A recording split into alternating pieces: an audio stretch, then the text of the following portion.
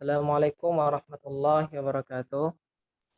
Waalaikumsalam warahmatullahi wabarakatuh. Alhamdulillah rabbil alamin. Salatu wassalamu ala asrafil anbiya'i wal mursalin wa ala alihi wa ashabihi rasulillahi ajma'in. Amma ba'du. Puji syukur marilah kita ucapkan kepada Allah Subhanahu wa taala yang telah memberi kita nikmat dan karunia-Nya kepada kita sehingga kita dapat berkumpul secara virtual di Zoom meeting pada malam hari ini.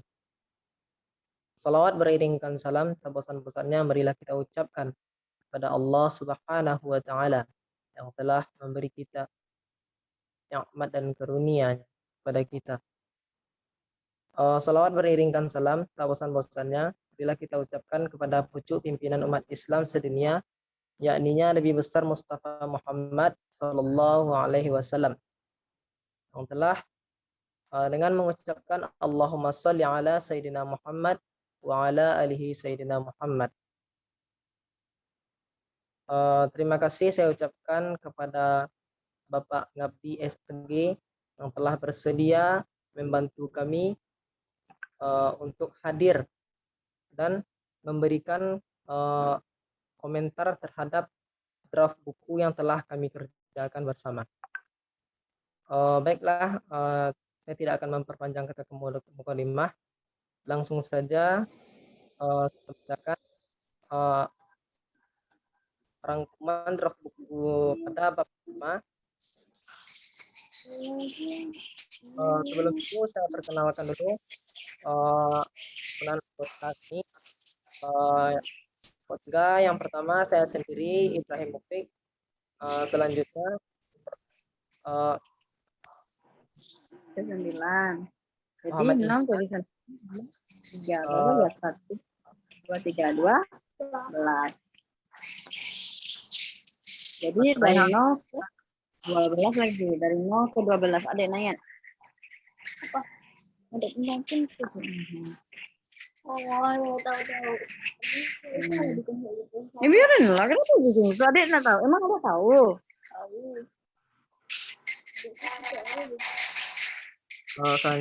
Dengan kota selanjutnya Nanda Fadilah, yang selanjutnya Patin Najiha dan Taufik Hazmi serta Yulfi Islami. Langsung saja saya bacakan rangkuman dari bab 1 yang pertama, yaitu pengertian strategi pembelajaran PAI.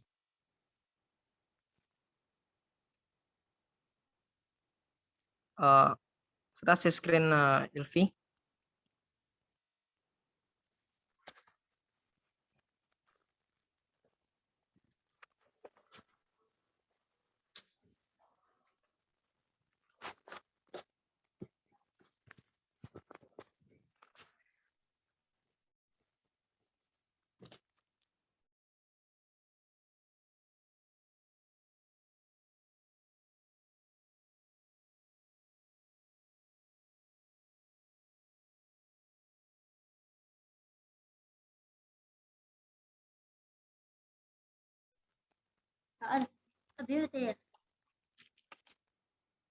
Baiklah, pada bab pertama yaitu pengertian strategi pembelajaran PAI. Kata strategi dalam bahasa Indonesia memiliki banyak arti. Arti yang pertama, strategi bisa disebut dengan perencanaan. Pengertian kedua, strategi itu bisa disebut dengan ilmu dan seni memimpin bala tentara gitu. Yang ketiga, ya seni itu ialah tempat untuk siasat gitu. Tempat untuk menyusun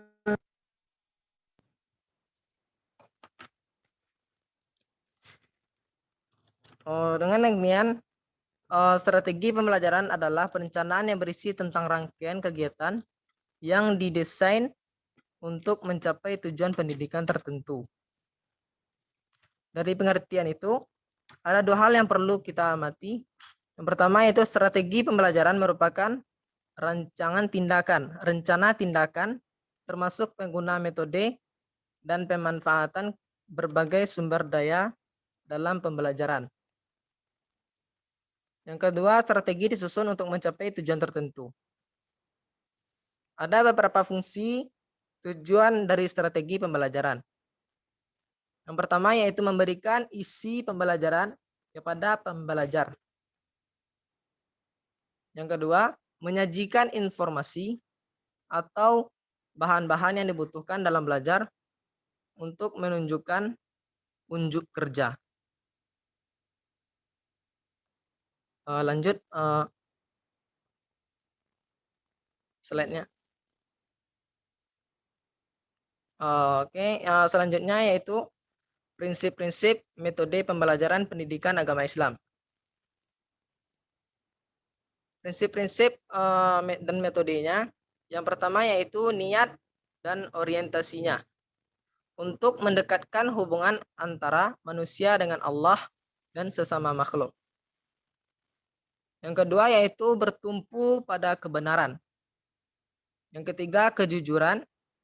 Yang keempat berdasarkan pada nilai. Yang kelima sesuai dengan usia dan kemampuan akal anak. Selanjutnya sesuai dengan kebutuhan peserta didik, bukan untuk memenuhi keinginan pendidik, apalagi untuk proyek semata. Selanjutnya mengambil pelajaran pada setiap kasus atau kejadian yang menyenangkan ataupun yang menyedihkan. Selanjutnya proporsional dalam memberikan janji.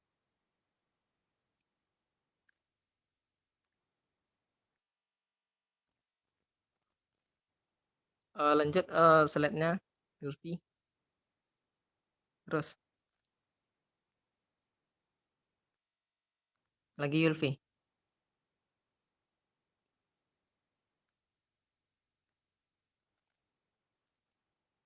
Selanjutnya ada kriteria pemilihan strategi pembelajaran PAI. Ada beberapa hal yang perlu diperhatikan dalam memilih strategi, metode, serta teknik pembelajaran PAI. Kami mengambil 2 pendapat para ahli. Yang pertama, menurut Wina Sanjaya, dasar pertimbangan memilih strategi, metode, dan teknik pembelajaran yaitu pertimbangan yang berhubungan dengan tujuan yang ingin dicapai. Pertimbangan yang berhubungan dengan bahan atau materi pembelajaran dan pertimbangan dari sudut siswa. Selanjutnya menurut Wina Sanjaya, selanjutnya menurut Hatim Rianto, dasar pertimbangan memilih strategi, metode, dan teknik pembelajaran yaitu kesesuaian dengan tujuan instruksional yang hendak dicapai. Yang kedua, kesesuaian dengan bahan bidang studi yang terdiri dari aspek-aspek pengetahuan, keterampilan, sikap, serta nilai. Selanjutnya, strategi pembelajaran itu mengandung seperangkat kegiatan pembelajaran yang mungkin mencakup penggunaan beberapa metode pengajaran yang relevan dengan tujuan dan materi pembelajaran. Selanjutnya, kesesuaian dengan kemampuan profesional guru bersangkutan terutama dalam rangka pelaksanaan di kelas. Selanjutnya, cukup waktu yang tersedia karena erat kaitannya dengan waktu belajar dan banyaknya bahan yang harus disampaikan. Selanjutnya, kesediaan unsur penunjang, khususnya media instruksi yang relevan dan peralatan yang memadai. Selanjutnya, suasana lingkungan dalam kelas dan lembaga pendidikan secara keseluruhan. Selanjutnya, jenis-jenis kegiatan yang serasi dengan kebutuhan dan minat siswa karena erat kaitannya dengan tingkat motivasi belajar untuk mencapai tujuan instruksional.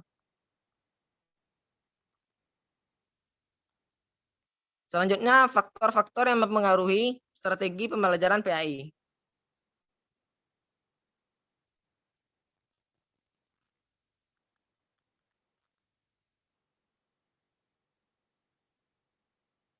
Lanjut.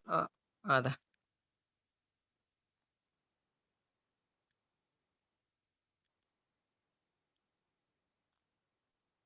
Faktor-faktor yang mempengaruhi strategi pembelajaran PAI yang pertama yaitu karakteristik peserta didik.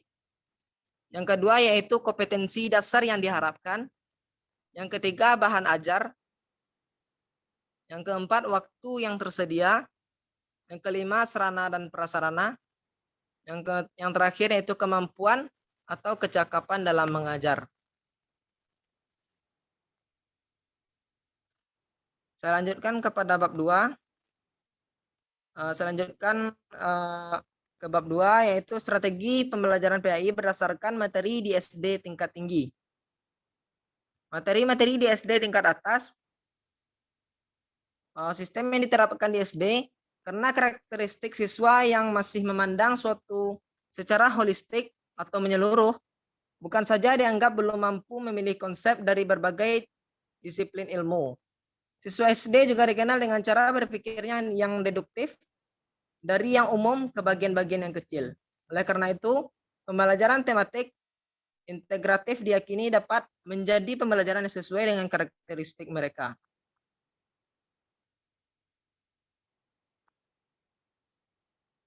Untuk lebih jelasnya mengenai mata pelajaran yang perlu dipelajari oleh siswa SD, saya uraikan sesuatu yang pertama, yaitu pendidikan kewarganegaraan, PKN. Tujuan dari mata pelajaran ini ialah membuat murid berpikir secara kritis, rasional, dan kreatif dalam menanggapi isu kewarganegaraan.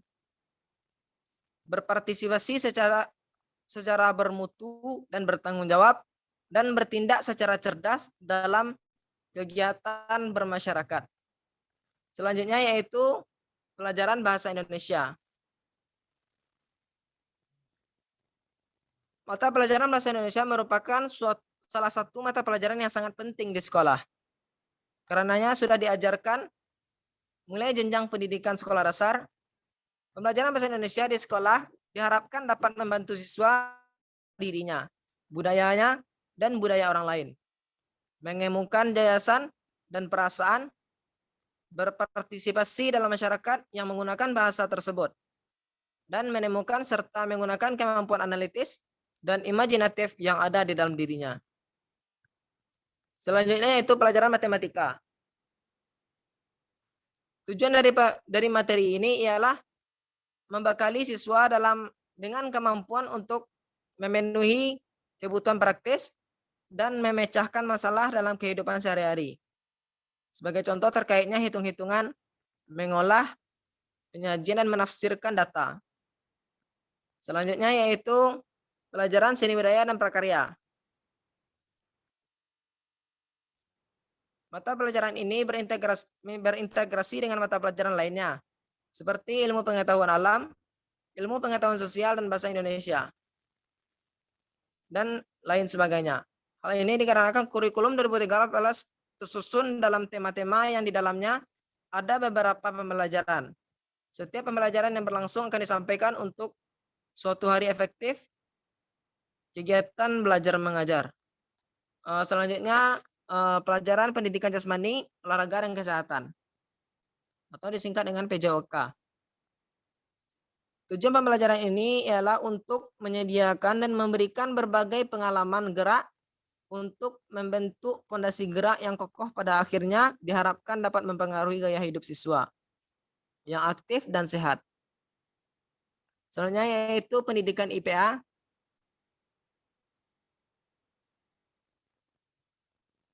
Pendidikan IPA merupakan salah satu mata pelajaran pokok dalam kurikulum pendidikan di Indonesia, termasuk pada jenjang sekolah dasar, yaitu kelas 4 dan 6.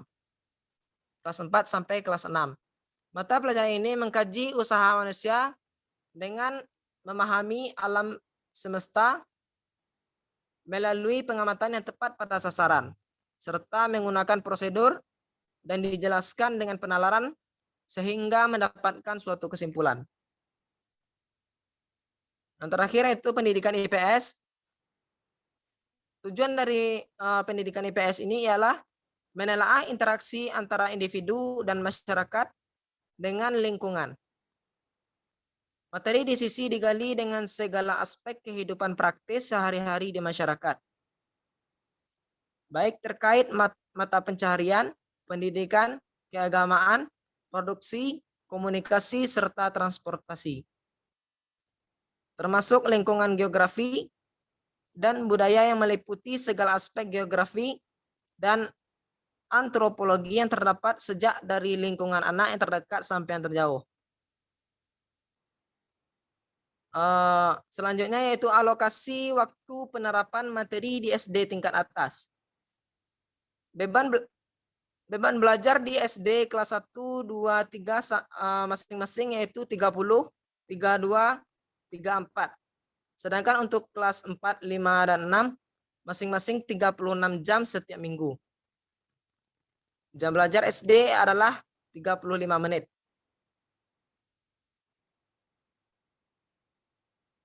Selanjutnya metode pembelajaran PAI dalam penerapan materi di SD tingkat atas.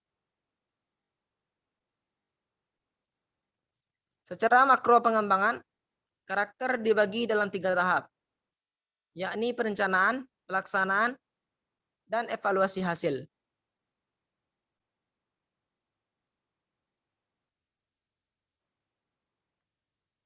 Pelaksanaan pendidikan karakter dalam konteks makro, kehidupan berbangsa dan bernegara Indonesia merupakan komitmen seluruh sektor kehidupan. Bukan hanya sektor pendidikan nasional,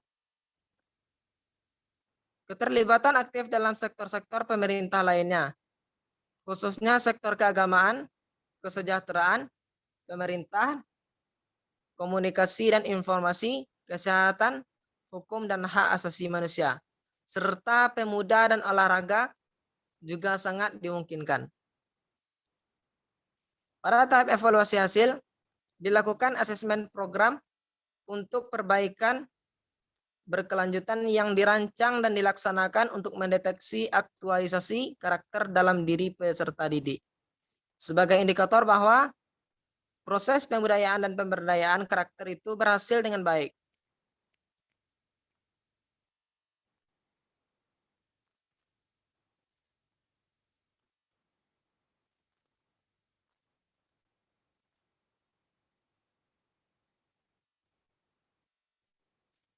Selanjutnya, jika dikaitkan dengan pendidikan secara garis besar, maka ada 3 strategi yang dapat digunakan untuk pembelajaran. Yang pertama yaitu jika dilihat dari segi proses pembelajaran anak didik, secara umum ada 3 strategi dalam pembelajaran, yaitu pendekatan individualistik.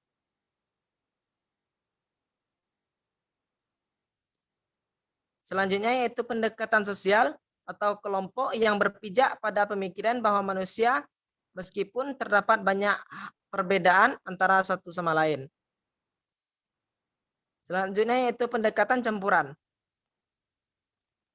Pendekatan ini berusaha mengintegrasi antara keunggulan yang terdapat dalam pendekatan individu dan pendekatan sosial ataupun kelompok. Selanjutnya yang kedua yaitu pendekatan umum pembelajaran pendidikan agama Islam.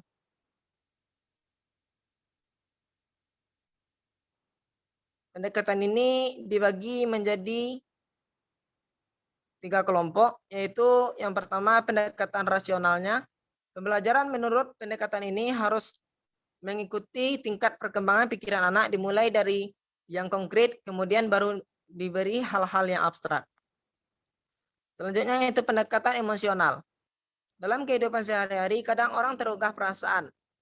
Untuk dapat tergugah perasaan sebagai sebuah respon, maka diperlukan stimulasi yang tepat. Selanjutnya itu pendekatan fungsional.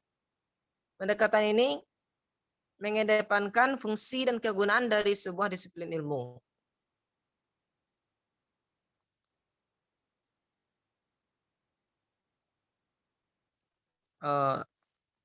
Selanjutnya yang strategi pembelajaran kasus. Pembelajaran kasus atau yang lebih dikenal dengan ma'ar ma'ruf dan nabi mungkar tidak saja untuk membekali siswa dengan sejumlah kasus atau contoh yang telah dialami oleh umat manusia sebelumnya. Tetapi yang lebih penting adalah agar makna kejadian-kejadian itu dapat meresap ke dalam diri siswa. Yang terakhir yaitu strategi pembelajaran targhib tarhih. Al-Quran banyak mengandung targhib dan tarhib. Kata targhib berasal dari Gharaba yang berarti menyenangi, menyukai, dan mencintai.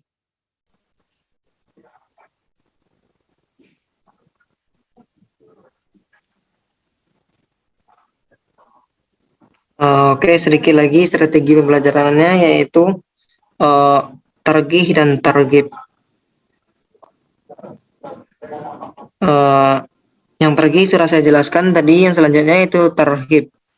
Tarhib ini berasal dari kata rabaha yang bermakna menakut-nakuti atau mengancam. Tarhib kemudian bermakna dengan ancaman dan hukuman yang akan menimpa seorang yang berperilaku buruk. Selanjutnya bab 3 akan dilanjutkan oleh Muhammad Ihsan. Kepada Muhammad Ihsan dipersilahkan.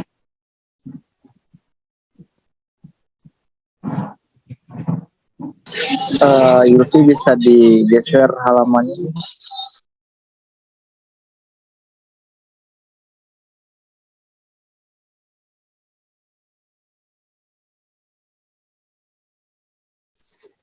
Baiklah, saya akan melanjutkan untuk materi bab 3 dan seterusnya. Yang mencakup itu yang pertama adalah analisis karakter anak usia 9 sampai 12 tahun. Pada usia ini perkembangan anak mengacu pada perubahan biologis, psikologis, dan emosional yang terjadi pada manusia antara kelahiran dan akhir masa remajanya. Sebagai individu berlangsung dari ketergantungan untuk meningkatkan otonomi. Ini adalah proses yang berkesinambung dengan urutan diprediksi belum memiliki kursus yang unik untuk setiap anak. Bisa dilanjutkan?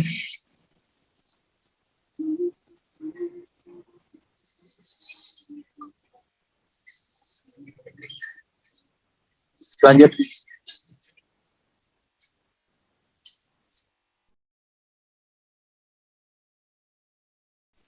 Baiklah, selain itu, perkembangan fisik yang dialami oleh anak usia 9 tahun adalah yang pertama masih mengalami pergantian gigi susu ke gigi permanen.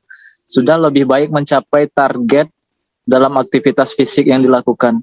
Yang ketiga, anak perempuan biasanya lebih tinggi daripada anak laki-laki pada usia ini. Selain perkembangan fisik yang telah disebutkan di atas, anak usia ini juga mengalami perkembangan fisik sesuai dengan jenis kelaminnya. Lanjut sih. Lanjut terus. Yang perkembangan fisik anak usia 9 tahun. Baiklah, selanjutnya adalah perkembangan fisik anak usia 9 tahun. Sebagian besar anak-anak di usia ini mengalami perkembangan fisik berupa kenaikan tinggi badan dan berat badan. Umumnya anak akan mengalami kenaikan tinggi badan hingga 6 cm. Sementara itu berat badan anak juga bertambah hingga 3 kg. Selain itu, perkembangan fisik yang dialami oleh anak 9 tahun adalah masih mengalami pergantian gigi susu ke gigi permanen. Sudah lebih baik mencapai target dalam aktivitas fisik. Anak perempuan biasanya lebih tinggi daripada anak laki-laki. Selain itu, anak usia ini mengalami perkembangan fisik sesuai dengan jenis kelaminnya masing-masing, seperti yang sudah dipaparkan tadi. Selanjutnya, lanjut.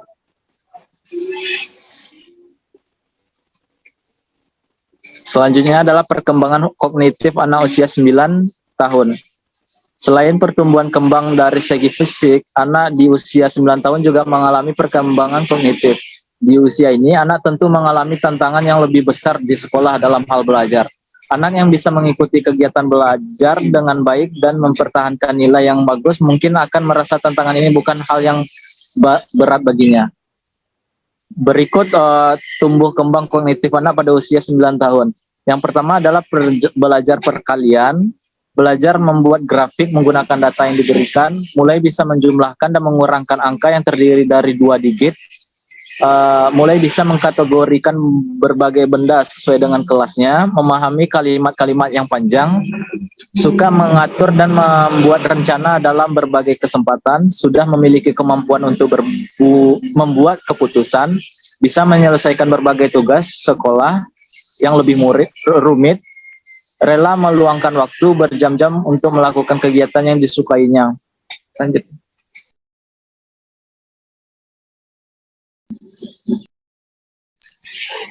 Selanjutnya itu perkembangan psikologi atau emosional dan sosial pada anak usia 9 tahun. Perkembangan emosi dan sosial yang dialami anak usia 9 tahun tentu lebih kompleks. Sama halnya dengan perkembangan fisik pada usia 9 tahun ini, tumbuh kembang anak juga akan mengalami banyak tantangan baru yang berkaitan dengan pubertas. Di usia ini anak biasanya mengalami beberapa hal seperti berikut. Yang pertama, mulai menyadari norma-norma sosial dan bisa menjaga sikap. Hampir selalu bisa mengontrol amarah, mulai memiliki rasa peduli yang lebih besar kepada temannya, rasa empati yang dimiliki anak kepada orang lain menjadi semakin besar, emosi yang lebih stabil, mood swing atau perubahan suasana hati yang tak tentu. Sudah bisa berpikir lebih rasional, mulai memiliki rasa cemas, mulai memiliki rasa penasaran antara hubungan anak laki-laki dan perempuan. Salah satu aktivitas yang mungkin dipengaruhi oleh perkembangan psikologi anak usia 9 tahun adalah anak mulai berani untuk meminta izin menginap di rumah temannya. Lanjut.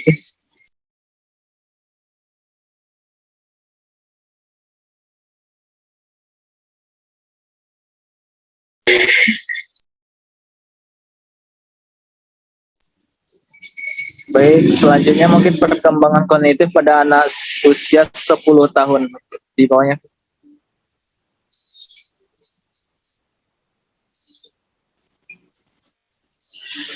Selain dari usia 9 tahun tadi, terdapat tambahan aktivitas yang meliputi yang pertama, mulai memahami hari, bulan, dan tahun, hafal nama-nama bulan, bisa membaca dan memahami isi sebuah paragraf, paham dan dalam hal penambahan, pengurangan, perkalian, pembagian, dan dalam pecahan.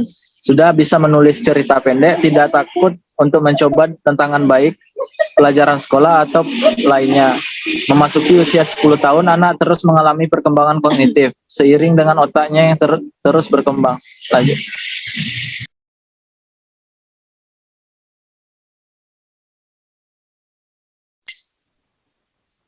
Baik, subjudul berikutnya adalah perkembangan emosional. Memasuki usia 10 tahun, anak juga akan mengalami perkembangan emosional yang juga semakin menantang. Pasalnya, seiring dengan perkembangan fisik yang dialami, anak sebagai tanda awal pubertas, anak juga akan mengalami rasa keraguan, rasa takut, dan rasa malu. Lanjut aja, langsung ke subjudul berikutnya. Berikutnya adalah perkembangan sosial. Sementara perkembangan sosial yang dialami oleh anak usia 10 tahun biasanya ditandai dengan beberapa tanda yang diantaranya adalah lebih senang menghabiskan waktu dengan teman sesama jenis, semakin menikmati waktu dengan teman yang melakukan aktivitas kelompok, mulai suka berbagi rahasia dengan teman dekat, dan masih banyak lagi. Lanjutkan aja ke subjudul baru lagi. Selanjutnya adalah perkembangan bahasa dan bicara usia anak 10 tahun. Pada dasarnya, di usia 10 tahun ini, anak tidak terlalu banyak mengalami perkembangan yang signifikan. Artinya, kemampuan berbicaranya menggunakan bahasa anak sudah mendekati sempurna. Sebagai contoh, pada usia ini tahapan yang dialami anak dalam perkembangan bahasa adalah suka membaca, bahkan anak sudah mulai membaca buku dengan tema yang khusus. Lanjut. Selanjutnya adalah perkembangan fisik anak usia 11. Melansir dari CES Mott Children's Hospital, pada usia 11, anak akan mengalami perkembangan fisik berupa tinggi badan dan berat badan yang meningkat lebih pesat daripada laki-laki. Lanjut nih.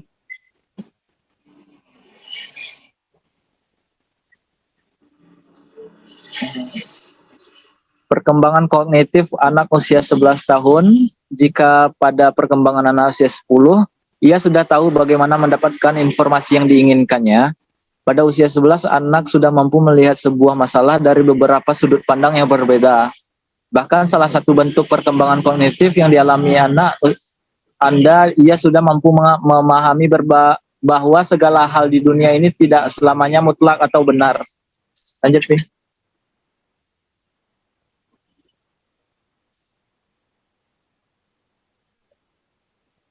perkembangan psikologi anak usia 11 tahun. Perkembangan emosional yang mungkin paling menonjol dibandingkan perkembangan lainnya adalah perubahan suasana hati yang tak menentu. Yang ini erat kaitannya dengan pubertas yang mulai dialami oleh anak. Tak heran jika anak Anda bisa merasa senang lalu tak lama merasa sedih. Lanjut.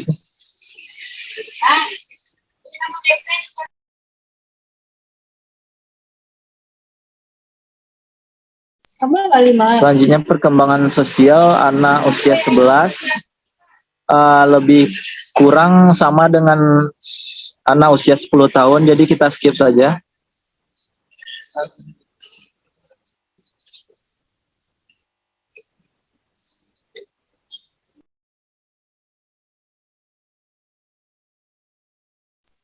Baik, masuk ke perkembangan fisik anak usia 12 tahun. Pada usia 12 tahun, perkembangan fisik yang paling terasa pada anak adalah pubertas. Jika Anda memiliki anak perempuan, ini adalah usia di mana ia sudah atau sedang memulai masa pubernya. Sementara itu, bagi anak laki-laki, biasanya proses ini menuju pubertas baru dimulai lanjut aja.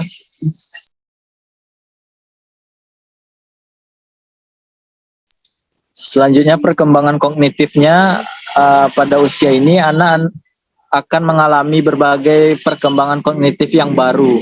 Biasanya perkembangan kognitif yang dialami anak usia 12 tahun meliputi bisa berpikir secara logis di berbagai situasi, mulai mengerti konsep keadilan dan kesetaraan, mulai memahami setiap perbuatan yang dilakukan, mungkin saja memiliki dampak baik maupun buruk. Lanjut. Selanjutnya perkembangan psikologi anak usia 12. Perkembangan psikologi yang dialami oleh anak Anda terbagi atas perkembangan emosional dan sosial. Selanjutnya perkembangan emosional yang dialami anak usia 12 tahun sangat terasa pada perubahan suasana hati yang tak menentu tersebut. Lanjut.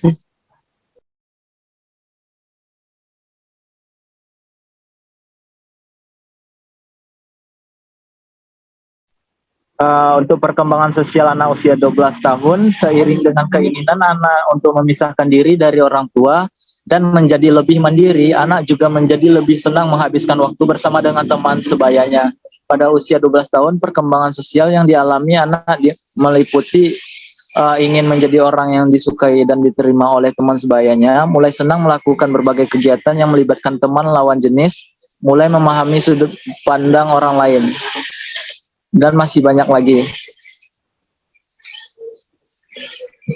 Untuk perkembangan bahasa, usia anak 12 tahun, anak sudah bisa berbicara layaknya orang dewasa, bahkan anak sudah bisa berbahasa dengan baik. Jika digambarkan, anak mungkin sudah bisa memahami kiasan atau makna sebenarnya dari sebuah ucapan yang disampaikan oleh orang lain. Berikutnya bab 4. Terima kasih saya ucapkan kepada Muhammad Ihsan.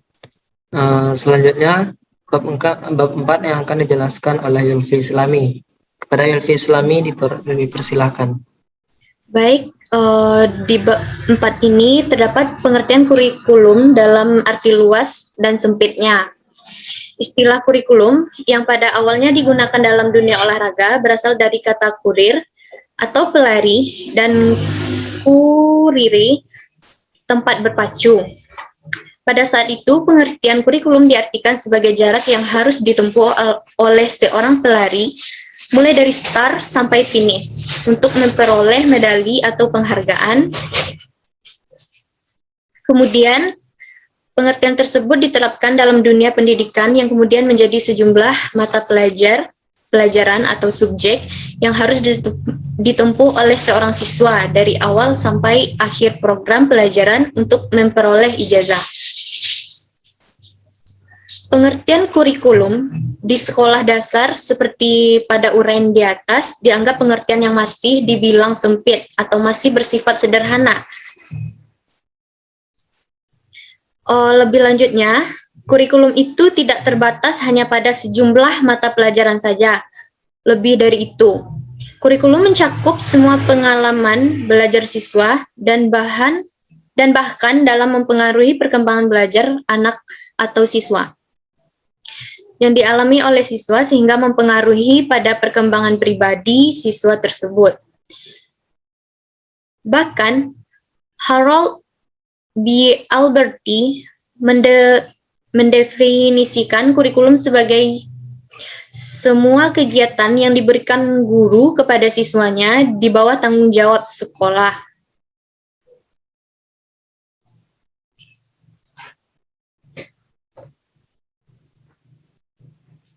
Beberapa ahli pendidikan kemudian mendefinisikan kurikulum, antara lain seperti Saylor dan Alexander, dengan mengemukakan bahwa kurikulum sebagai the total effort of the school to going about desired outcomes in school and out of school situation. Pengertian tersebut lebih luas mencakup segala usaha sekolah untuk mencapai tujuan yang diinginkan. Selain itu, kurikulum tidak hanya mengenai situasi di dalam sekolah saja, namun juga di luar sekolah.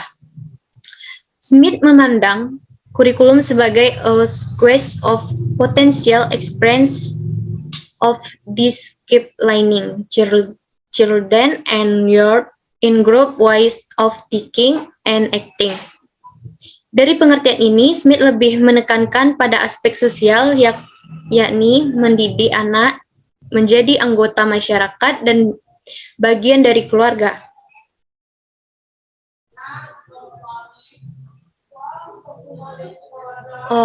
Kurikulum diartikan sebagai semua kegiatan siswa yang direncanakan dan disediakan oleh sekolah. Kegiatan yang dimaksud adalah seluruh pengalaman siswa di sekolah, baik pengalaman intelektual, emosional, sosial, maupun pengalaman lainnya. Berikut kurikulum SD tingkat tinggi pada kelas 4. Yang pertama, menerima, menjalankan, dan menghargai ajaran agama yang dianutnya. Yang kedua, menunjukkan perilaku jujur, disiplin, tanggung jawab, santun, peduli, dan percaya diri dalam berinteraksi dengan keluarga, teman, guru, dan tetangganya.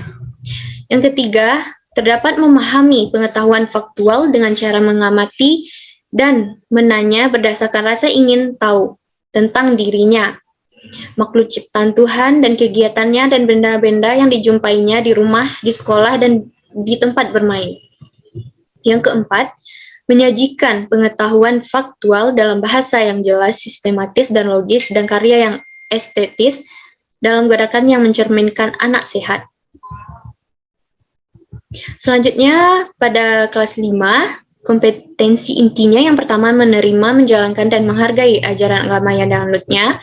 Yang kedua, menunjukkan perilaku jujur, disiplin, tanggung jawab, santun, peduli, dan percaya diri dalam interaksi dengan keluarga, teman, dan tetangganya, serta cinta tanah air. Yang ketiga, memahami pengetahuan faktual dan konseptual dengan cara mengamati. Yang keempat, menyajikan pengetahuan faktual dan konseptual dalam bahasa yang jelas, sistematis, logis, dan kritis. Pada kelas 6,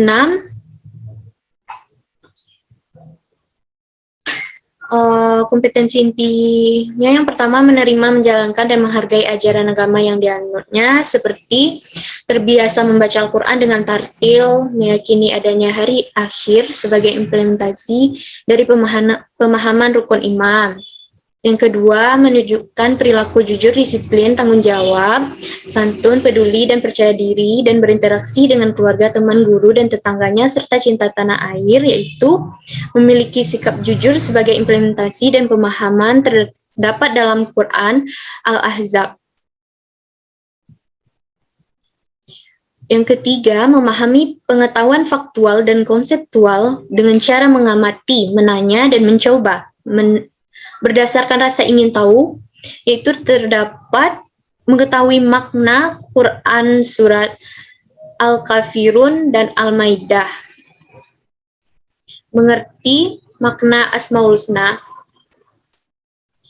Dan selanjutnya, menyajikan pengetahuan yang faktual itu seperti membaca Quran Al-Kafirun dan Al-Maidah menulis, menyebutkan, dan mencontohkan, menunjukkan.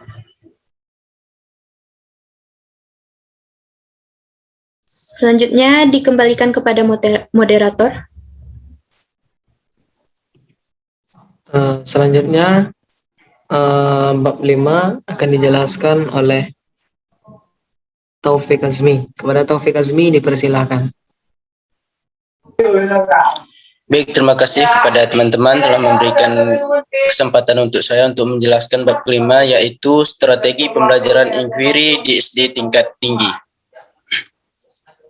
Strategi pembelajaran inquiry adalah rangkaian kegiatan pembelajaran yang menekankan pada proses berpikir serta secara kritis dan analitis untuk mencari dan menemukan sendiri jawaban dari suatu masalah yang dipertanyakan. Proses berpikir itu sendiri biasanya dilakukan melalui tanya jawab antara guru dan siswa. Menurut Amin dan Roistiah mengatakan bahwa inquiry adalah suatu perluasan proses discovery yang digunakan dalam cara yang lebih dewasa.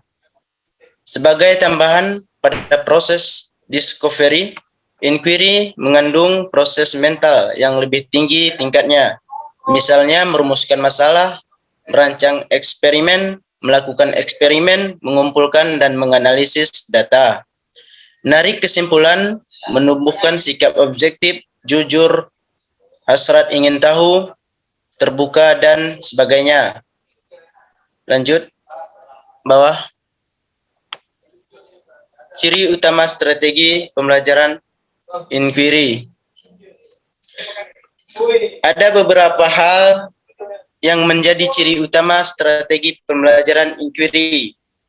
Menurut Hamruni, yaitu yang pertama, strategi inquiry menekankan kepada aktivitas siswa secara maksimal untuk mencari dan menemukan. Kedua, seluruh aktivitas siswa yang dilakukan siswa diarahkan untuk mencari dan menemukan jawaban sendiri dari suatu yang dipertanyakan, sehingga diharapkan dapat menumbuhkan sikap percaya diri.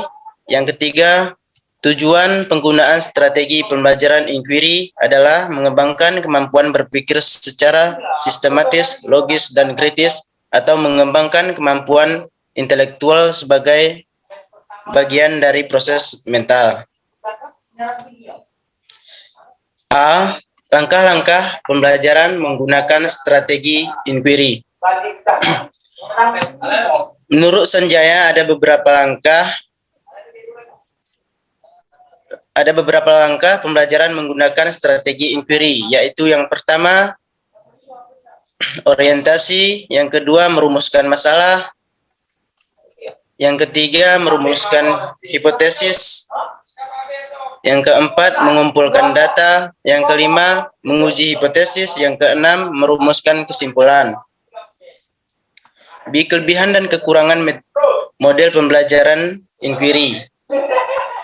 Kelebihan strategi pembelajaran inquiry, menurut Putra ada beberapa kelebihan, yaitu A. Model pembelajaran inquiry meningkatkan potensi intelektual siswa. B. Ketergantungan siswa terhadap kepuasan ekstrinsik bergeser ke arah kepuasan intrinsik.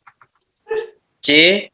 Siswa memperoleh pengetahuan yang bersifat menyelidikan karena terlibat langsung dalam penemuan. D. Belajar inquiry bisa diperpanjang proses ingatan. Pengetahuan yang diperoleh dari hasil pemikiran sendiri pun lebih mudah diingat.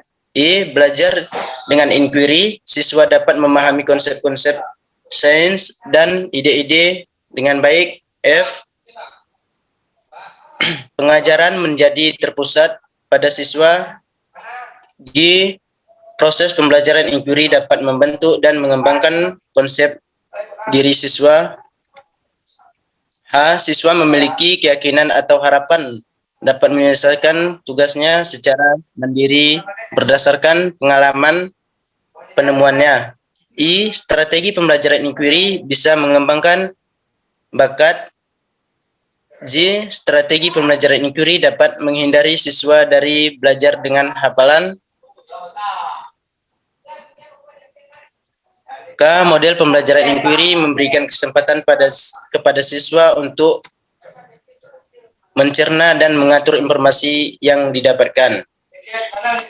2. Kekurangan model pembelajaran inquiry. Di samping memiliki kelebihan, model pembelajaran inquiry juga mempunyai kekurangan. Di antaranya ialah sebagai berikut. A. Model pembelajaran inquiry mengandalkan suatu kesiapan berpikir. B. Tidak efisien khususnya untuk mengajar siswa yang berjumlah besar. C. Harapan-harapan dalam model pembelajaran ini dapat ditanggung oleh siswa-siswa dan guru-guru yang telah terbiasa dengan pengajaran tradisional. D. Sulit menerapkan model ini karena guru dan siswa sudah terbiasa dengan metode ceramah dan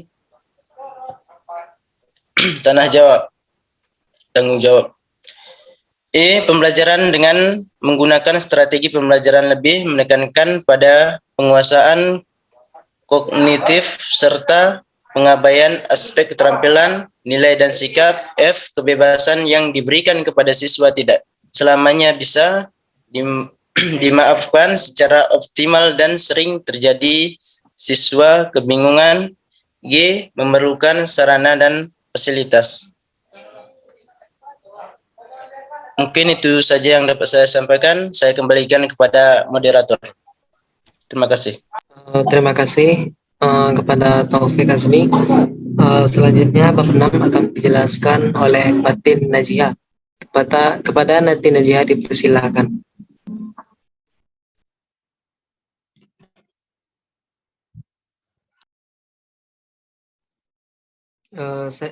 Saya ulangi kembali.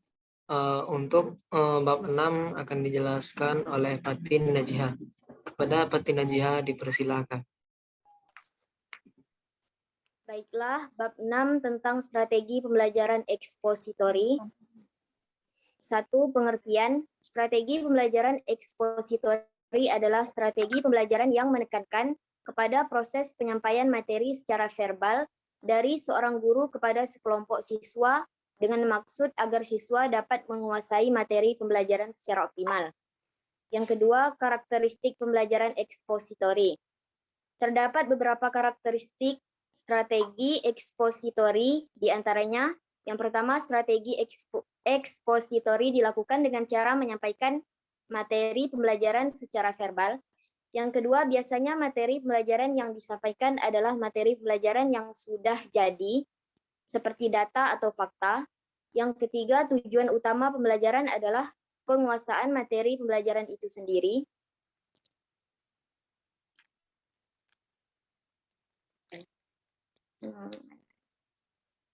Dalam penggunaan strategi pembelajaran ekspositori terdapat beberapa prinsip yang harus diperhatikan oleh setiap guru. Yang pertama, berorientasi pada tujuan. Yang kedua, prinsip komunikasi. Yang ketiga, prinsip kesiapan. Yang keempat, prinsip berkelanjutan. Selanjutnya, langkah-langkah pelaksanaan strategi ekspositori. Yang pertama, persiapan. Yang kedua, penyajian. Yang ketiga, korelasi. Yang keempat, menyimpulkan. Yang kelima, mengaplikasikan. Selanjutnya, keunggulan dan kelemahan strategi ekspositori. Yang pertama, keunggulannya. Dengan strategi pembelajaran ekspositori, guru bisa mengontrol urutan dan keluasan materi pembelajaran. Yang kedua, strategi pembelajaran ekspositori dianggap sangat efektif apabila materi pembelajaran yang harus dikuasai siswa cukup luas. Yang ketiga, melalui strategi pembelajaran ekspositori, selain siswa dapat mendengar melalui penuturan atau kuliah tentang suatu materi pembelajaran, juga sekaligus siswa bisa melihat atau mengobservasi melalui pelaksanaan demonstrasi. Yang keempat, keuntungan lain adalah strategi pembelajaran ini bisa digunakan untuk jumlah siswa dan ukuran kelas yang besar. Selanjutnya, kelemahan. Yang pertama, strategi pembelajaran ini hanya mungkin dapat dilakukan terhadap siswa yang memiliki kemampuan mendengar dan menyimak secara baik. Yang kedua, strategi ini tidak mungkin dapat melayani perbedaan setiap individu, baik perbedaan kemampuan, perbedaan pengetahuan, minat, dan bakat. Yang ketiga, karena strategi ini lebih banyak diberikan melalui ceramah, maka akan sulit mengembangkan kemampuan siswa dalam hal kemampuan sosialisasi. Yang keempat, keberhasilan strategi pembelajaran ekspositori sangat tergantung kepada apa yang dimiliki guru. Yang kelima, oleh karena gaya komunikasi, strategi pembelajaran lebih banyak terjadi satu arah. Yang keenam, siswa akan terbatas pada apa yang diberikan oleh guru. Baiklah, saya kembalikan kepada moderator.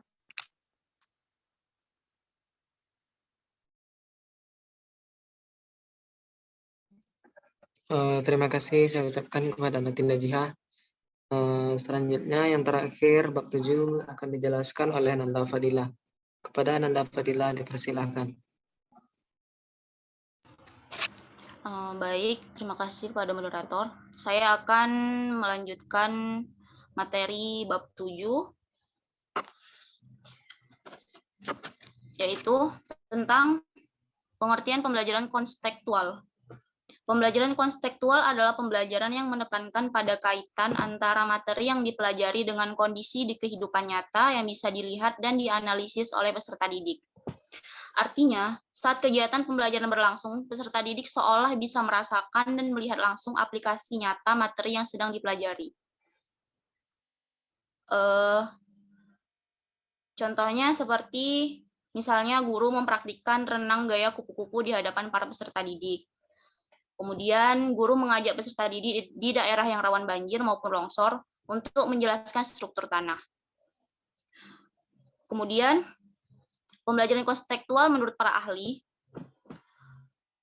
Yang pertama, menurut Debnitz, pembelajaran konstekstual merupakan konsep belajar yang membantu guru mengaitkan materi yang diajarkan dengan situasi di dunia nyata siswa. Kemudian yang kedua, menurut Elaine B. Johnson, pembelajaran konstekstual merupakan sebuah proses pendidikan untuk menolong para siswa atau siswi melihat makna dalam pelajaran yang mereka pelajari. Kemudian yang ketiga, menurut Wina Sanjaya. Menurut Wina Sanjaya, pembelajaran konstekstual adalah suatu pendekatan pembelajaran yang menekankan pada proses keterlibatan siswa secara penuh untuk menemukan materi yang dipelajari dan menghubungkannya dengan situasi di kehidupan nyata, sehingga mendorong siswa untuk menerapkannya pada kehidupan mereka. Kemudian yang keempat, menurut Suherman, pembelajaran konstekstual merupakan pembelajaran yang diawali dengan mencontoh kejadian di dunia nyata yang dialami oleh siswa, lalu diangkat menjadi pembahasan konsep yang sedang diajarkan. Siswa bisa mempraktikkan, menceritakan, berdialog, atau hanya bertanya jawab. Kemudian tujuan pembelajaran konstekstual. Yang pertama yaitu meningkatkan ketertarikan peserta didik untuk senantiasa belajar sehingga mereka bisa mendapatkan pengetahuan yang bersifat fleksibel dan aplikatif dalam kehidupan sehari-hari. Kemudian yang kedua adalah memperbaiki hasil belajar peserta didik melalui peningkatan pemahaman makna materi yang sedang dipelajari.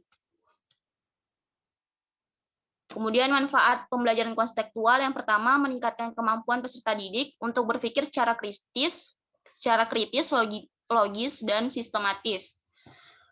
Kemudian meningkatkan kreativitas peserta didik berkaitan dengan permasalahan yang ada di sekitar yang disesuaikan dengan keilmuan yang didapatkan.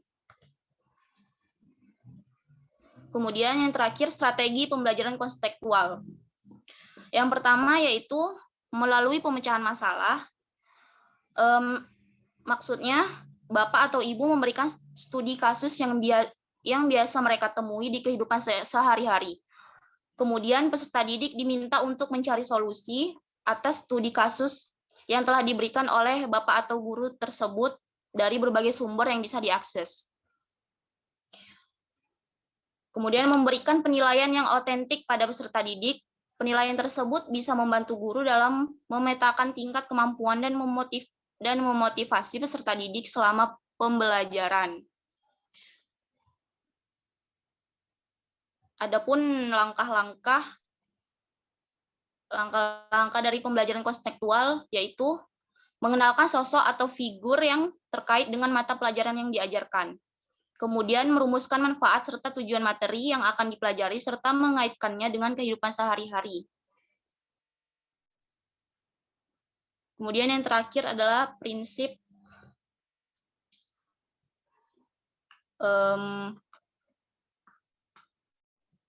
prinsip pembelajaran konseptual. Yang pertama prinsip ketergantungan, kemudian prinsip diferensiasi, kemudian prinsip organisasi diri.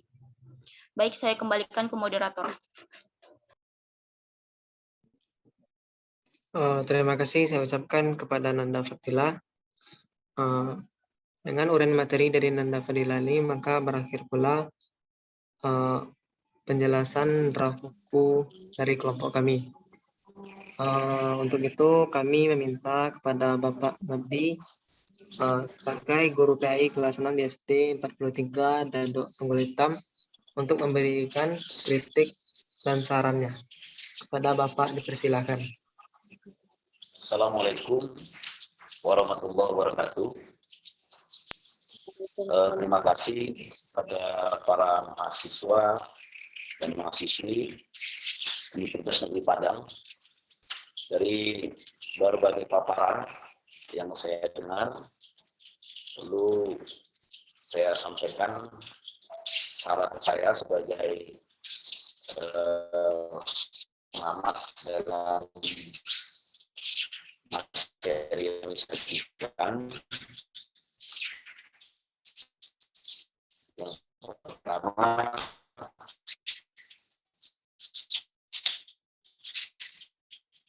memang apa yang telah para mahasiswa dan mahasiswa Bapak tadi baik. Harapan kami jadilah para mahasiswa dan mahasiswi kelak 5 tahun ke depan menjadi guru yang punya wawasan, menjadi guru yang visioner, sehingga tidak terjadi hal-hal yang terjadi hari ini. Itu harapan kami sebagai orang-orang yang pernah menjadi guru, pernah mendidik. Guru tidak hanya sebatas menyampaikan pengetahuan, tapi juga guru yang bisa mentransfer atau menyampaikan ilmu kepada anak didik, terutama dalam bidang ilmu agama. Karena saya sebagai guru agama, karena pendidikan itu berintikan kepada tiga aspek. Apabila nanti saudari dan saudara mahasiswa menjadi seorang tenaga pendidik, mampu menerapkan bagaimana didik kita hadapi menjadi anak didik yang mampu beriman, berilmu.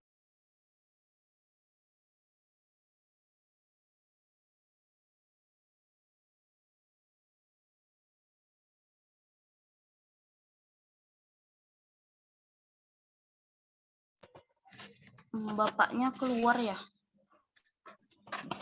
Sepertinya terkendala jaringan loh. Iya, Nanda. Iya.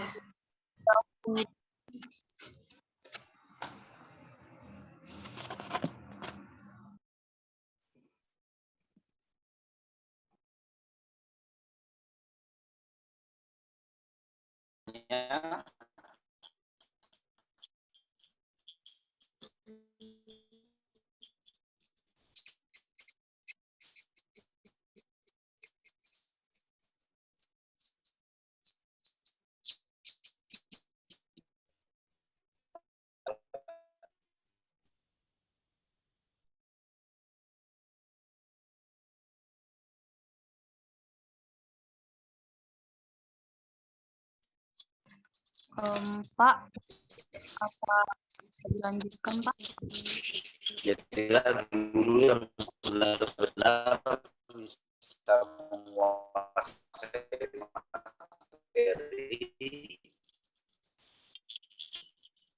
sehingga materi kita sampaikan itu mampu berkesan dan menjadi guru yang melahirkan idola di tengah-tengah para pelajar yang kita hadapi atau hadapan anak kita. Ini akan melodi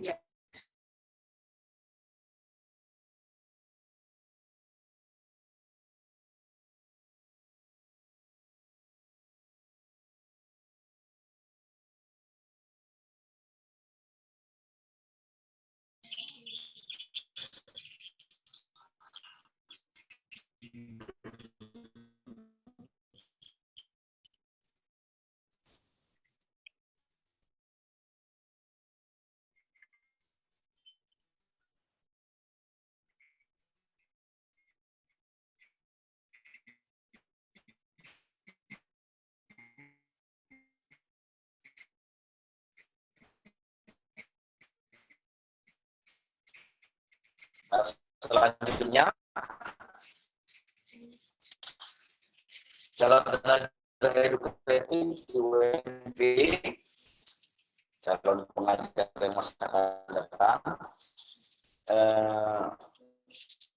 itu draft bukunya kurang banyak rujukannya. Maka sebagai seorang mahasiswa, calon seorang guru, milikilah rujukan yang banyak, sebanyak memberikan referensi.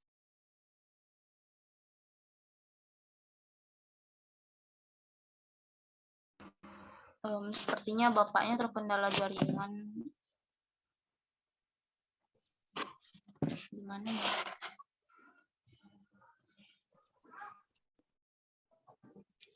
Kak, gimana nanti kalau kami japri aja Kak untuk meminta saran serta kritiknya Kak?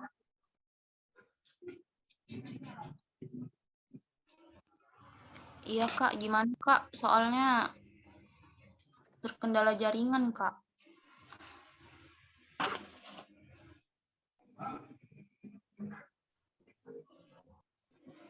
Mikrofonnya mati Kak?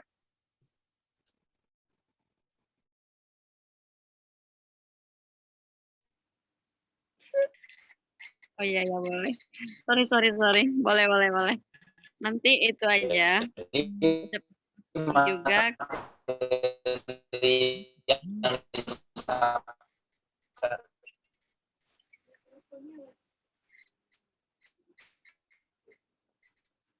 merekaman lu ada Tuhan.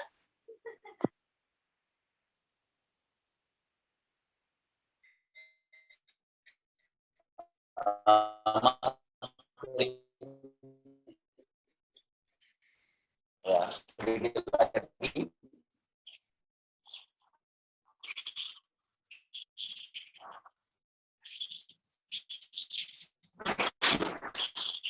Bu Delvi ya, sebagai pendamping atau dosen. Iya Bapak. Mungkin jaringannya lagi bermasalah ya Pak ya. Jelas ke sini gitu, putus suaranya Pak.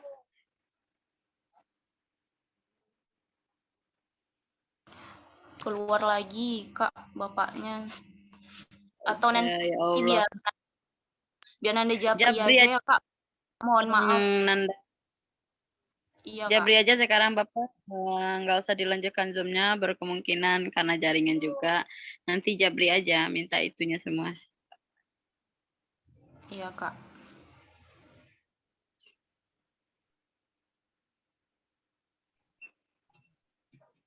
Baiklah, setelah kritik dan saran dari Bapak tadi, maka berakhir pula presentasi kita pada malam hari ini.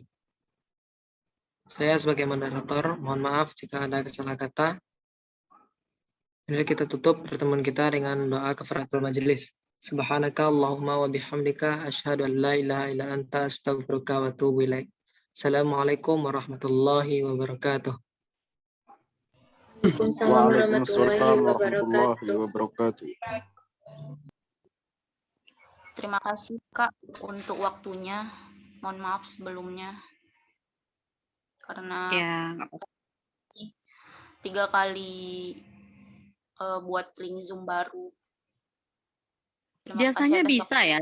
Itu lama gitu bisa ya. Kalau nggak salah ada juga caranya itu. Kalau dipenggal-penggal kayak gini habis juga waktu kan. Baik.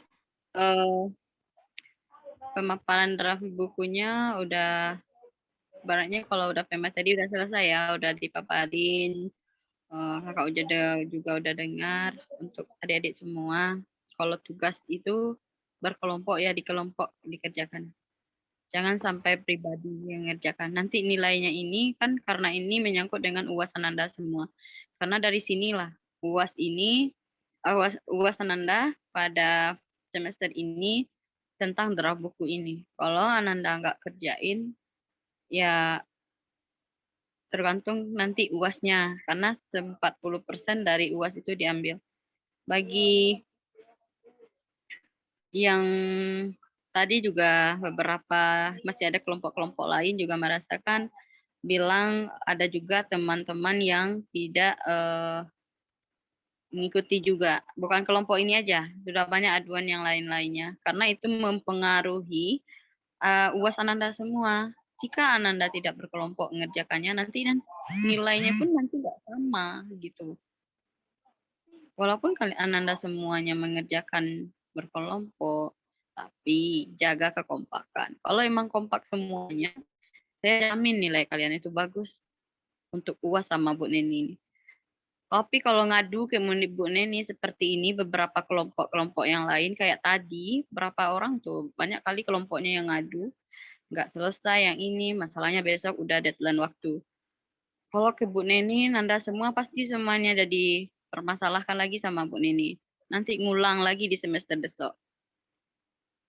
Diusahakan setiap perkuliahan, enggak mata kuliah ini aja, Ananda itu konsekuen dengan perkuliahan ini. Walaupun kita daring, walaupun kita Zoom, walaupun kita offline, walaupun kita luring ke kampus, tetap profesional dalam menyelesaikan perkuliahannya. Karena tidak semua dosen bisa mengikuti lah. Tidak bisa adik-adik maunya tatap muka, maunya ini. Udah merasakan tatap muka sama ibu kan? 1 kali sampai sore, sampai maghrib mas. Maghrib ibu tuh pulang sampai di rumah Lubuk Alung kan. Sekitar jam 7-an lah, lebih kurang jam 7. Karena dia menyetir sendiri, tidak bawa orang untuk nyetir. Dan dia merasakan lelahnya kuliah, apalagi Nanda semua mata kuliahnya banyak pastian kan. Ini semester 3 ini penuh-penuh mata kuliah. Ada yang full 24 SKS, ada yang 21. Jadi emang dipikir banyak perkuliahannya, banyak tugasnya, ya kayak gitulah kuliah. Kalau kuliah itu memang ditumpuk dengan tugas-tugas. Maka kita tuh profesional dalam menyelesaikannya. Apalagi UAS ini nggak main-main.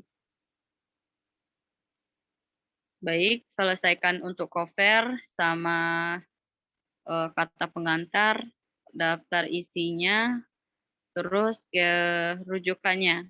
Dimasukkan semua rujukan-rujukan yang ada di dalam draft buku itu.